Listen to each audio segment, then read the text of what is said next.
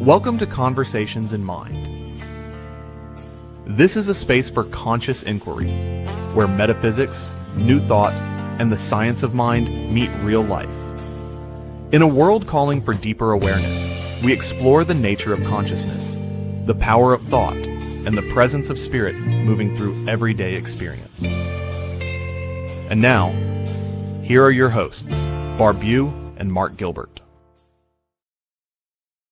Hi, Mark. Hey, Barb. Hi, everybody. Thanks for joining us today in Conversations in Mind. Our weekly question is, what if your mind is more than just a collection of thoughts? What if it is the gateway to a completely new way of living? Welcome to the show. I'm Reverend Barb. This is my friend and fellow minister, Reverend Mark Gilbert. And we seek to demystify the study of new thought, dive into the science and soul of consciousness, talk about relevant new topics, and just get curious about the power of our perspective and the power of our mind, and hopefully yours. So today we decided that we would tackle the topic of the monetization of spirituality, and whether that's a good thing or not a good thing. Should it be, should it not be? Very curious to hear your responses and your questions about this topic when we're done. As usual, Mark, I'll pass it to you. How do you want to start this one today? I'm curious about what I'm going to say, Barb. What am I going to say? All I can think of is the utopia that I want to live in, right? The utopia that I want to live in is where spiritual teachers and nurses and teachers and firemen and people who are doing service work are well compensated without having to ask people for money. Yeah. That's the utopia that I want to live in. Like, I want to be in Star Trek: The Next Generation, where people can choose a career path and all of the other things that they need are there, and greed is gone because you just don't need it, right? Yeah. You can. I think one of the mindsets that people have, and I think I probably had it when I was younger, was coming up through traditional churches where, yes, they passed a plate on Sundays, but if you wanted to go to one of their classes, I think they were free. I think, most stuff, they did at the church was quote unquote free, but of course it was being paid for by donations through the members and supporters of the church, and especially, passing the collection plate on Sundays. But what that left me with was a mindset that if you wanted anything from a church, you're going to get it free. Right. And so then when I encountered churches and communities that charged for stuff, I'm going, what the hell is this? Yes. Having seen that look on many people's faces, what do you mean I have to pay for that class? Right. Which is interesting, because the other side of that is that in those churches that we grew up in, there was a very strong tradition of tithing. Mm-hmm. And an expectation of that. I remember the deacons coming to our house, like, to have this conversation with my parents, right? And the minister didn't even have to do it. Like, other people had the conversation, like, okay, here you are. All your kids are here. All your kids are going to Sunday school. This is what we anticipate you doing. Yeah. And I remember my dad pushing back about that really hard, but I think that most people don't, because they grew up with it. It's part of the practice. It's part of it's part of what keeps you out of hell. So Yeah. Well, there's there's incentivizing in hell. Oh yeah. We either run towards something or away from something. That's the truth. Yeah. But I think one of the things too for me is just the remembrance that, what is money? And we tend to think of it as this entity that we're, all seeking and wanting to get more of, et cetera. But it's also an energy. It's a currency of energy that I think we recognize in New Thought and teach that money is just a flow, and it's a giving and a taking, and that people who are of service and doing things should be remunerated for their time and their energy for things that they do. And so I've come to the realization that if you let go of this money as a stuff that we're trying to get rich off or be, manifest a state of poorness by not having it. That it's simply something that's an exchange of energy or an appreciation. It's like I go to buy a pair of shoes. A lot of people, effort went into buying the shoes, in manufacturing, designing them, producing them, but delivering them to the store, etc. Should I not be paying for those shoes for the effort and that was made and put into that? And why would the effort of somebody who's teaching spirituality be any less than that? It's something that we should honor and look at it, that I'm providing of the bounty of myself through the flow of energy through me in the form of money to this other person. I think what happens sometimes is we also get hung up on some spiritual teachers who seem to be focused on the money rather than on the spiritual teachings themselves. And sometimes they can price themselves to, because I think we've all seen these hot commodity spiritual teachers who, come to my workshop in Sedona, for $20,000.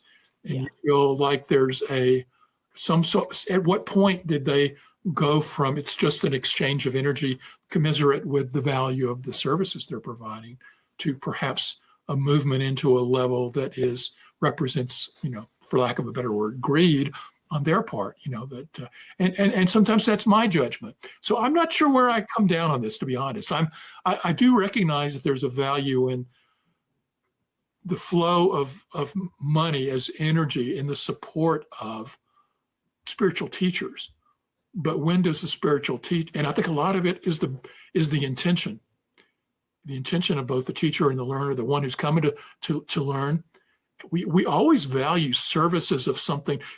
I pay for somebody to turn my sprinkler system on, because I don't want to have to do it myself, or I don't have the expertise in certain things, and I pay for those services gladly.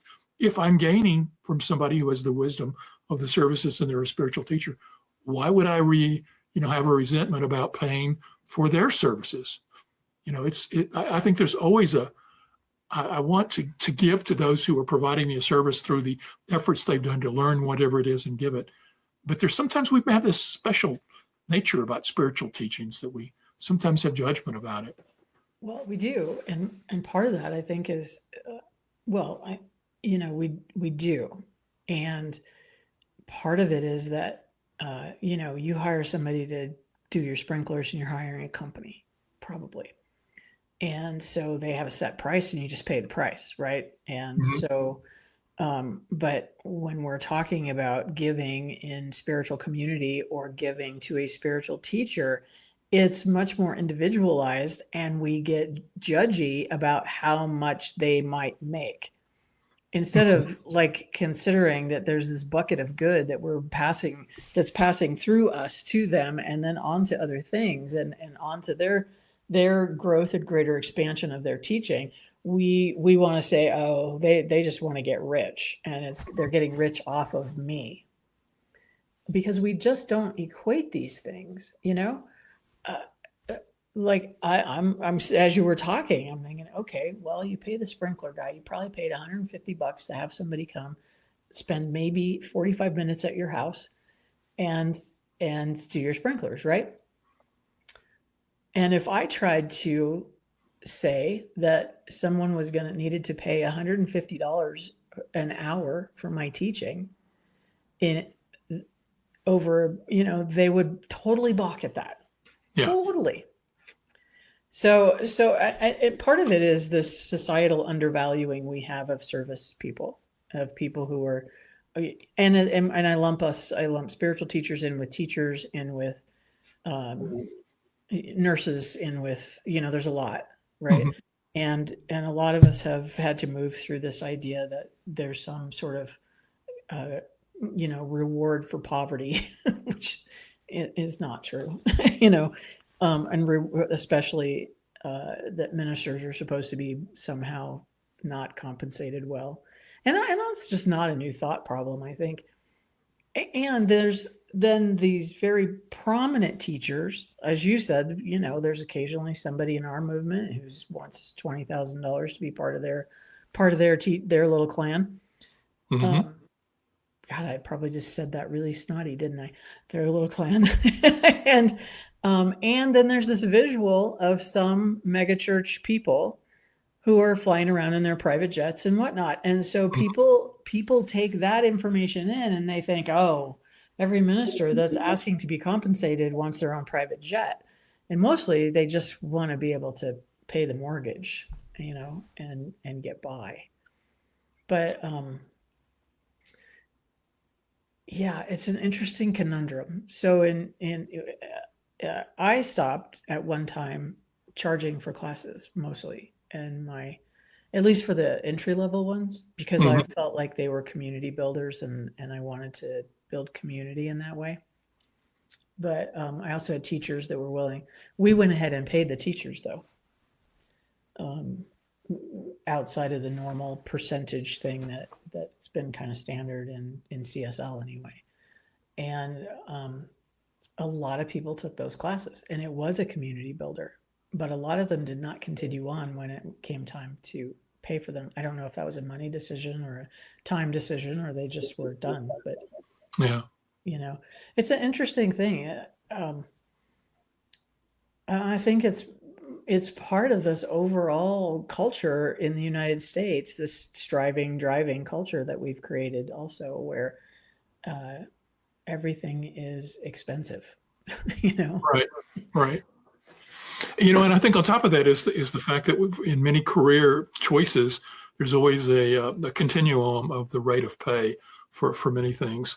You can look at some like sports stars. If you are truly one of the biggest, superstars, you get paid this, buku amount of money. Ridiculous. Yeah, that's over ridiculous at this point. Yeah, but the vast majority of athletes are on a lower scale. I mean, even if you can make it into professionals at the lower level, you're still making a decent salary. But the vast majority of athletes, that don't make that much money. So we have a sort of a stratum of the entry level and people who are like in the quote unquote minor leagues who sometimes don't even make a good standard of living in what they're doing. But then some people who hit it and they make buku of money that seems to be outside the realm of the norm of what making a basic living would be. And so we have that in every profession. You can look at lawyers. A lot of lawyers don't make a lot of money. You got these big injury lawyers who are famous lawyers who are making tons of money. We could go through every profession and sort of see there's always a group at the top who somehow or another have taken this career and morphed it into, something that provides an abundance far and beyond. Now, is that something that New Thought teachings play a role in creating that yourself moving in to the higher realm of it?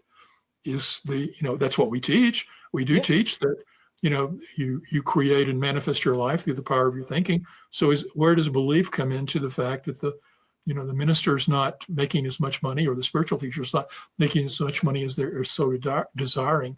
But what I would probably argue with myself on that is that most people who get into the spiritual teachings don't necessarily do it. At some point, they might say, I've got to get a decent living out of it. But then at a point, they realize that's not the truth about why they're doing it. As long as they have a decent standard of living, they're not in it for the wealth.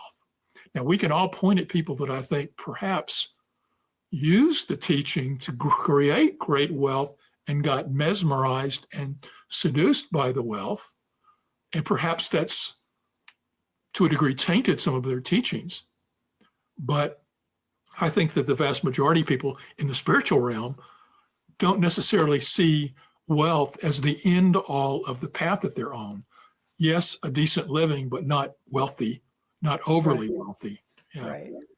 Yeah, and some of that is a byproduct now of being able to market yourself and get yourself out there. I mean, most of these folks are the people that I know of who are making a pretty good living at some of these things are not making it from individual donors and individual people paying for something. They are making it because they've got a YouTube channel and they've got streaming services and they probably have a small membership thing going on, but they've been able to get a lot of people to sign up for that membership.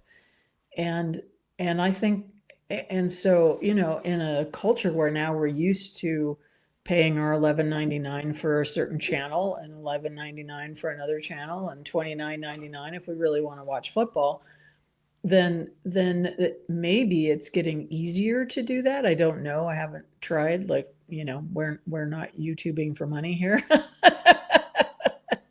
Not yet. But I also go, okay, but that would be lovely, and but I'm not going to spend the time trying to create that probably. So how do we shift the mindset though, so that our teachers, our ministers, the average person that's doing this work day in and day out and supporting a spiritual community is well compensated in some way? And that's always been the magic nugget of all of it is trying to, because a lot of our folks are not well paid. Let's just say it, Yeah. And struggling, and maybe that's that conversation we had earlier about the future of spiritual community and whether that's a viable profession at this point as a full-time profession, because none of us got into it for the money. We got into it because we wanted to help people and change. We all want to change the world, right? Like that's the thing that we want to do. And we need to be able to pay the mortgage or have a mortgage even, Yeah, this is true. This is true. I think many people got into it because they wanted to learn and understand spiritual truths themselves. And then once they learned them, they wanted to assist others in learning those as well. And then, but it takes a lot of time and energy to be, especially if you're working in a church community.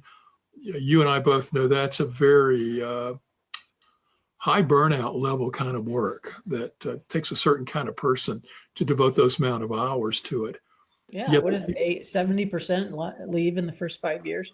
Yeah. And that's not a CSL statistic. That's a ministry across denominations statistic. Right. And part of that is the money is not only are you working these insane hours and you're not just doing spiritual work and teaching, you're also doing finance and doing leases and doing moving chairs, all the things, right? And then on top of that, you're struggling financially. And it becomes too much, especially for people that have kids. That's true. And for many of them, if they don't have other sources of income or spouses who are working, other those types of things, they may not, find a living from doing this. And, and like you said, it's not simply New Thought. It's across the board, with so many small spiritual communities. Now I think another factor going on here, Barb, is the fact that something about us humans, and it gets back to the point I made at the very beginning, there's something in us that looks and devalues spiritual teachings, thinking that it's something that's like right there, it's, we should all just get it. Yeah, we should just get it, and on one level, I agree, because, the more that I've studied and the more that I, gets to our conversation about enlightenment we had a week or so ago, is the more you start understanding stuff and feeling a deep connection to all that is, there is a sense that you recognize that it's closer than most people think. And it's not that hard. It's shifting. It's just a slight shift of attention and focus. And so it's not, on one level, it's not difficult. And I think a lot of people at some level know that. And so they sort of, that fact that it's just there for the shifting in our awareness and getting spiritual truths understood, flavors a sense of devaluing somebody who's assisting and somebody else making that slight shift. So if all it is something easy, if all I got to do is do X, Y, and Z, like you say, well, saying it is easier.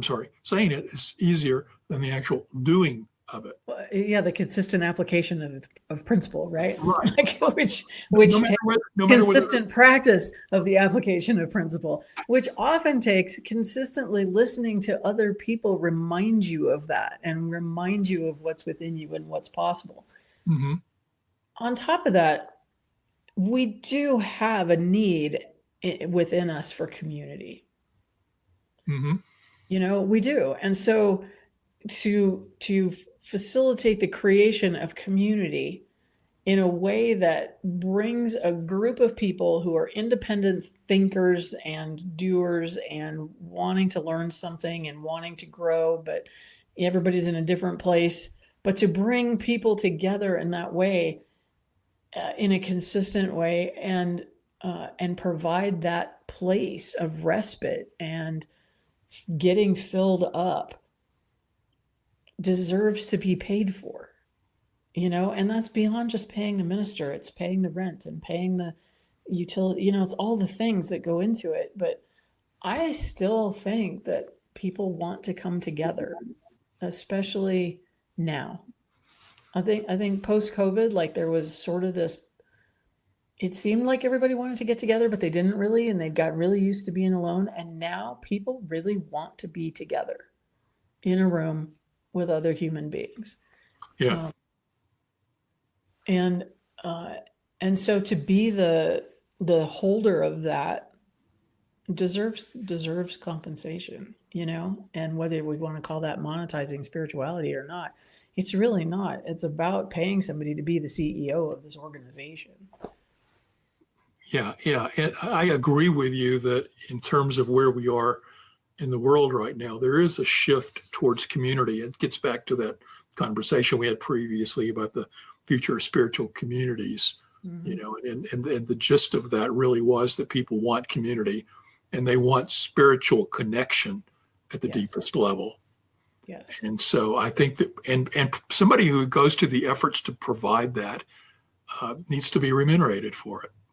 And so, but there's a way that we have to look at a balance between the consciousness of both the spiritual teacher and the consciousness of the person coming to the spiritual teacher, to seek a balance that they both recognize, first, that the minister has to recognize, or the teacher has to recognize, that their services are valuable and worthy of remuneration.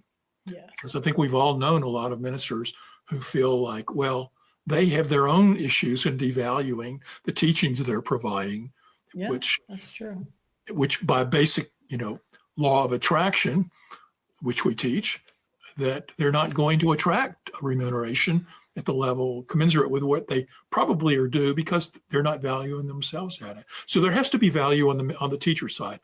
Similarly, there's got to be a value on the seeker's side, who recognizes that the information that they're getting, the reminders that they're getting, the wisdom that they're getting is from somebody who has walked the path ahead of them, much like a doctor has gone through the training they have, or a lawyer, or my sprinkler guy. Yeah. They all have gone through some sort of training that has the skills and wisdom to do something and make it and facilitate my ability to avail myself of those services. So if I want to really, truly walk down the spiritual path at a deeper level, I have to glean from others who have walked that path ahead of me with the wisdom they've got. And so I've got to value the time and service that they have given here to me.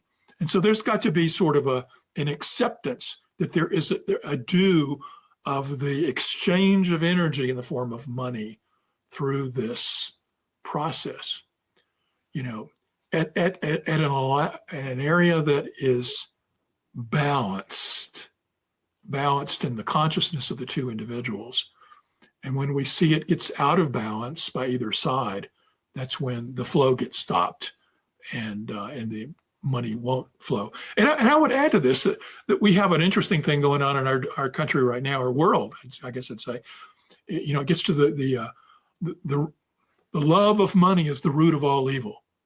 It's not money is the root of all evil. The love of money, as we both know. It's somebody who gets out of balance by focusing solely on money. And there is sort of an out of balance nature of our world right now, where we see the rich getting richer and the poor getting poorer, and a greater income inequality. And it builds a sort of resentment about feeding income to things that we may not think need income. And sometimes that seeing the growth of billionaires who sometimes we think have too much money and too much power, that perhaps that sort of cascades in our mind or consciousness over others who we think, we shouldn't be paying for that, kind of thing. I think there's a consciousness going on that sort of like out of balance aspect of our culture might be somehow or other also influencing after everything is connected. I'm sure it does. I think also though, what it's created is, is a mentality of, I've got to hold on to what I have because I'm going to lose it in some way.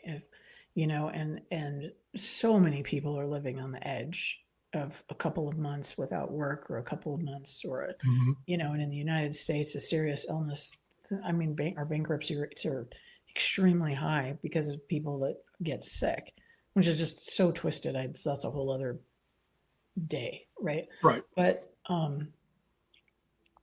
so people are holding on differently because they're comparing themselves, and they're afraid or feeling like they have not.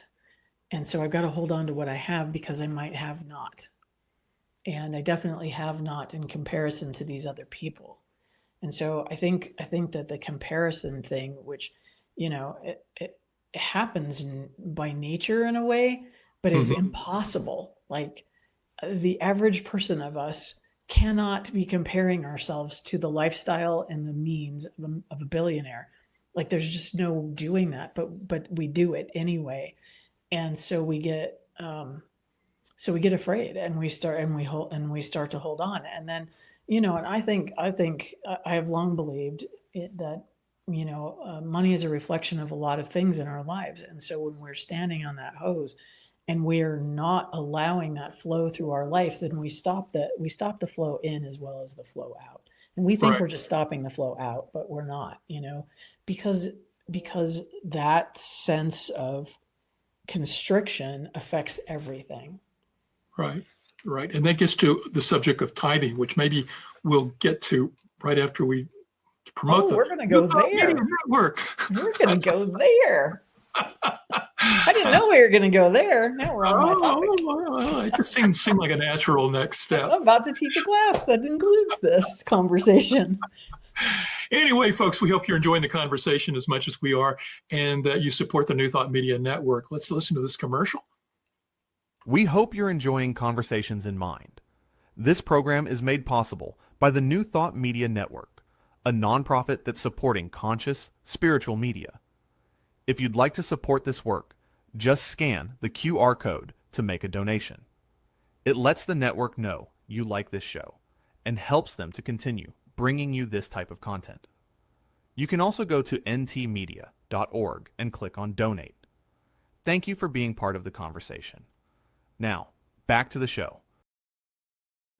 And I would add that you can stop the video if you're watching it in a recorded format and back up and put your camera on that QR code and use that to donate. And when you do, it supports this network, and it also tells them that you're supporting this show, at least in your favorability of what you like to see. So please do that, and please support this nonprofit organization that brings you so many hours of New Thought content here on the internet. And we'd also like to add that we also love your comments and feedback. So no matter where you're watching this, whether it's Facebook or YouTube, whichever channel you're getting it on, leave a comment, leave a question. We're searching for your comments and your questions and your suggestions for the next one. That's true. That is true. And we do monitor that and respond to questions and comments as we see them. So wherever you're watching it, feel free to do that. And we'll try to get back to you if we can. So Barbara, before we went to the commercial, tithing, you've talked. Just had everybody just turned their camera, turned us off, right as soon as you said that. Where'd everybody go? Where'd everybody go? No, well, you and I have both taught scary tithing. Word. It's really not a scary word. Let's start there. It's not a scary word. Tithe simply means 10%. Doesn't mean anything else. It means 10%. Right. It's not scary. It's just a number. What is, and like I said, we've both taught this, and we both believe in the flow of, and the value of tithing as a shift in consciousness, a shift towards abundance and consciousness, and towards that energetic flow that we were talking about. It's not a reward system. Yes. I want to say that it's not a reward system. What would you like to say about tithing? Anything in particular that? It works. I mean, that's the simple answer to this is that I have watched it work in my life. I've watched it work in people's lives over and over and over again. And I have thought a lot about why does it work? What is it about this 10% thing that works? Because it is sort of magical in how it begins to feel. And I think it's a combination. For me, I think it's a combination of things. As I've spent way too many hours thinking about this. I think it's kind of a twofold or fivefold thing, really. But part of it is that 10% is an amount that stretches us just a little bit, and when we do it, we are recognizing that we are in a flow of good that has a never-ending source. And when we stretch that muscle, it's like when we stretch any muscle in our being, in our spiritual growth, we find out that we are still supported and that we continue to be supported, and that the stretch is worth it, I guess. I mean, worth it's probably not the right thing, but as the stretch is supported, we begin to really open up to this idea and understanding that source is unlimited. Right. The flip side of that, I think, is that when we begin to feel like we are really doing well financially, when we get into a space where we feel like we're doing well financially, 10% alleviates guilt. And this is my personal take on it, just watching people, listening to people, kind of doing it for myself, right? Like being in a space where you're able to give freely, emotionally freely, not resentfully, not looking for a reward, not like all the things, right? Mm-hmm. But really freely participating in that flow, you are able to let go of any idea that you should not have these good things in your life, or if you should feel guilty about having these good things in your life. So I think I've come to the conclusion that like there's a balance in it between those two things. And maybe alleviation of guilt is, I'm sure other people would have other ways to put it. I can tell that you're brewing one right now. So, but I think that people who just amass wealth and don't give back have some place within them that knows that that's not okay. And giving of at least 10% allows you to know that you are participating in a way that growing your own well-being is okay. And the more you're growing your well-being, the more you're able to give, because you're staying in that percentage thing, and you watch yourself being able to do that, and it's joyful. Yeah. It becomes joyful, which is also part of that growing that flow, right? Is that it becomes joyful. So, okay, I can tell you're brewing. No, I agree with essentially everything you said there. I would add that there is it gets to something that I'm going to be a little repetitive here, but I think that people have this sort of anti-spiritual aspect where they've been burned by being asked for money for spirituality in prior settings. Yeah. And so that this is like never been healed. It's a memory that's out there either unconsciously or conscious. Mm-hmm. And now they've approached a spiritual teacher or center or community who's asking for you to tithe to them. And the immediate thing is, see, I knew they were going to be at some point asking me for all my money. Yeah. And so they've got this unhealed wound from the past over experiences they've had with spiritual teachers, which carries over and overlays tithing. But for me, tithing then becomes a recognition that, and I know that many ministers and spiritual teachers disagree with me on what I'm about to say, but I truly believe we should be looking at the totality of our giving. I know I've heard and worked with ministers who said 10% to, your spiritual community, period. And I say 10% to all the routes of areas of life that feed you spiritually. Yes. So if it's 5% to your local spiritual community and 5% to something else that feeds you spiritually, as long as you're keeping that flow going, I think that's what's important. As long as you're in a state of recognizing that you live that you're a spiritual being living in going through a physical experience here on earth, and that you have the gift of this life, you have the gift of air and water and gravity and your body and whatever health you have. I mean, there are so many gifts that we have, your intelligence, your experiences, the love that you've got, family and friends. There are so many gifts that you have gotten that feed you.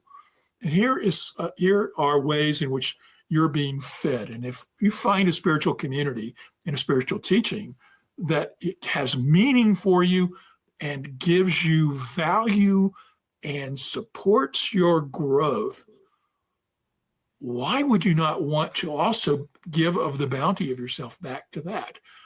There's a natural recognition that you have received so much from so many different ways. The pension check that comes in, your employment check, your business that you have income coming from, whatever it is that is flowing into your life in a financial way is also part of the gift of everything else that's non-financial. And the time that we have, so we often talk about time, talent, and treasures. And I look at it that when you're tithing, you're looking at all of those. You're looking at, is there something that I can give time to? Do I have a special expertise that I can provide growth and support services to something that could benefit from my knowledge and wisdom? But this is not an instead of.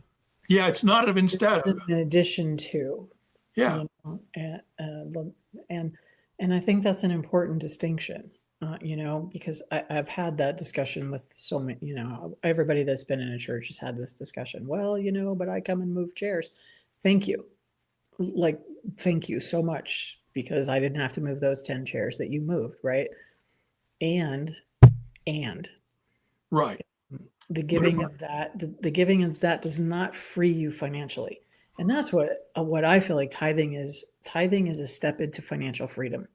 It is not a step into poverty. It's not a step into obligation. It's not a step into fear. It is a step into financial freedom. And, yes. And it's a huge step.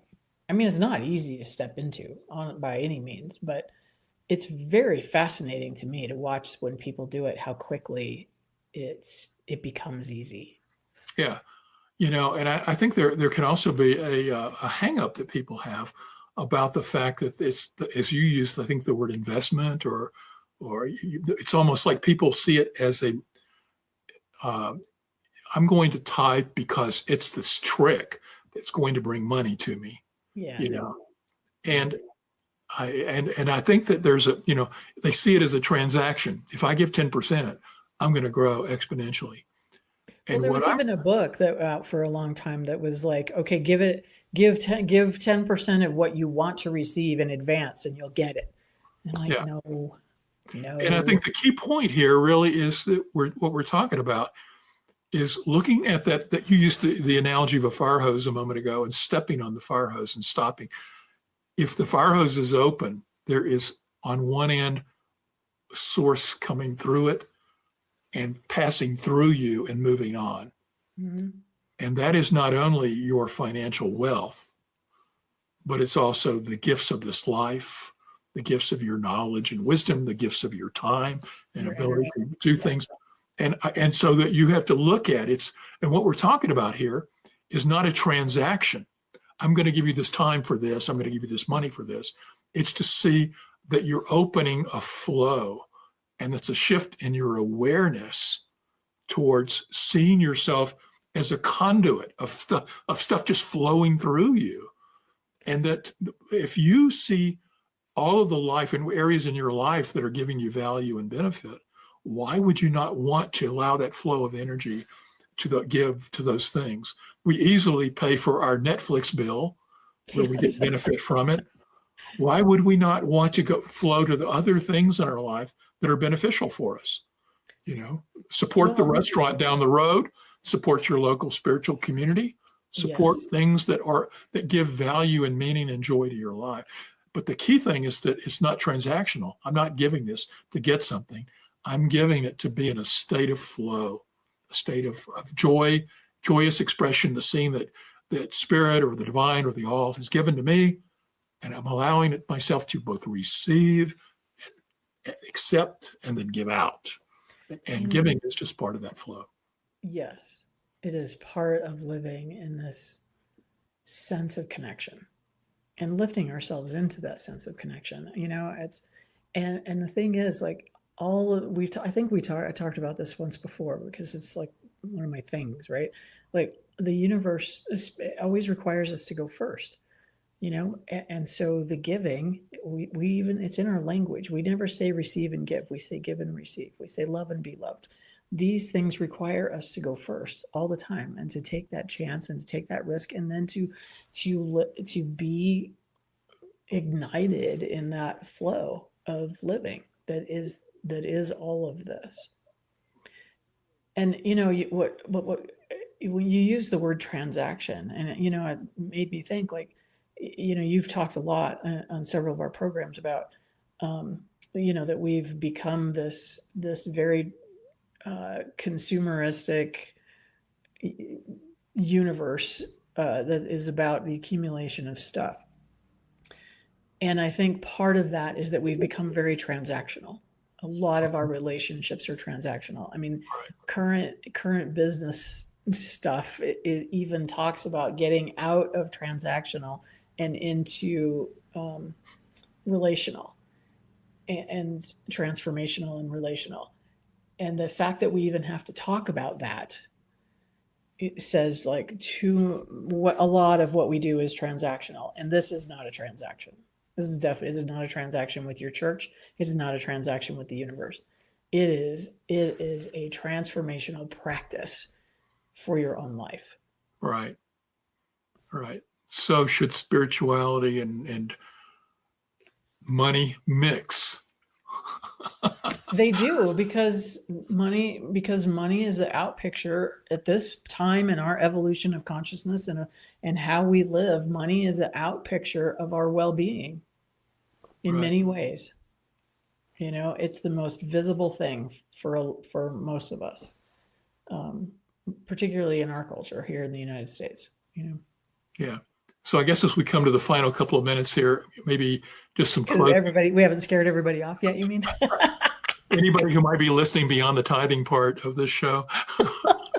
We appreciate you, and we're happy to have more conversation, happy to coach even in this area if it's something that you're wanting to embrace in your life. This is one of my passions, is helping people off into a more prosperous life.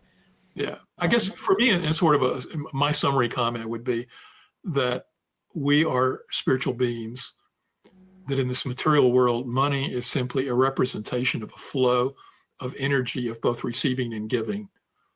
And although it's become this tainted thing that the love of money has moved us into wealth and income inequality and people who have, or the haves and have-nots, whatever our issues may be around all of that material aspect of life, we need to shift our consciousness back to seeing that money is really a flow of energy and appreciation.